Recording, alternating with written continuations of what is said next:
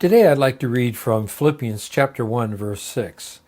And I am sure of this, that he who has begun a good work in you will bring it to completion at the day of Jesus Christ.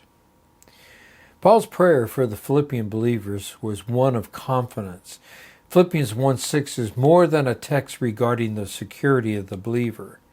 It points to the fact that no matter how much we fail, despite life's uncertainties and difficulties, no matter how many spiritual defeats we may encounter along the way, one day the believer in Jesus Christ will be made perfect.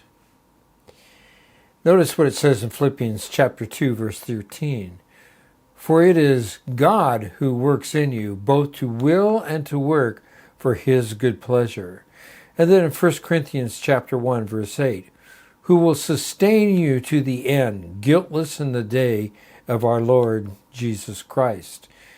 In 1 Thessalonians chapter 5, verse 24, he who calls you is faithful. He will surely do it. And then Psalm 138, verse 8, the Lord will fulfill his purpose for me. Your steadfast love, O Lord, endures forever. Do not forsake the work of your hands. There are few things in this world upon which we can place such trust as in the finished and complete work of God in grace. Our salvation from beginning to end is a work of God's grace in salvation past, present, and future. I grew up in a spiritual tradition that looked to faith and works as a basis of salvation. As such, there was no full or solid guarantee of salvation, as our daily works played a definite role as to whether we would be with Christ after death. It was a message that was not built on faith in the grace of God alone, nor was our faith seen as sufficient.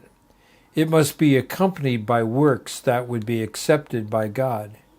As such, this was not a faith that was built on the confidence of the work of Christ alone on the cross.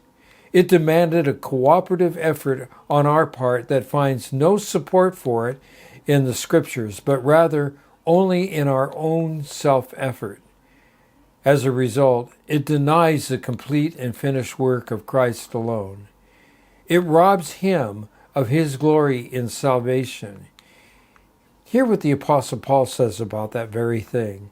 In Ephesians chapter 1, verses 4 through 6, even as he chose us in him before the foundation of the world, that we should be holy and blameless before him, in love he predestined us for adoption to himself as sons through Jesus Christ, according to the purpose of his will, to the praise of his glorious grace, with which he has blessed us in the beloved. Paul was well aware that our salvation, our sanctification, and ultimate glorification was fully dependent upon the work of Jesus Christ. Romans chapter 8, verses 29 through 31 puts it this way, for those whom he foreknew, he also predestined to be conformed to the image of his Son, in order that he might be the firstborn among many brothers. And those whom he predestined, he also called, and those whom he called, he also justified, and those whom he justified, he also glorified. What then shall we say to these things? If God be for us, who can be against us? For the believer in Jesus Christ is foreknown or foreloved. He's predestined to be conformed to the image of Christ, that he might be the firstborn among many brethren. We have been called and justified by his propitiating work, and will also be glorified. Paul then declares in Romans chapter 8, verse 31, what then shall we say to these things? If God be for us, who could be against us? Paul's confidence in the Philippian believers was not based on their self-effort, but rather in the complete and finished work of Christ on the cross, and his resurrection. He knew that those God redeemed were those to whom God would bring them to full completion at his return. Philippians 1:6 again. And I am sure of this, that he who began a good work in you will bring it to completion.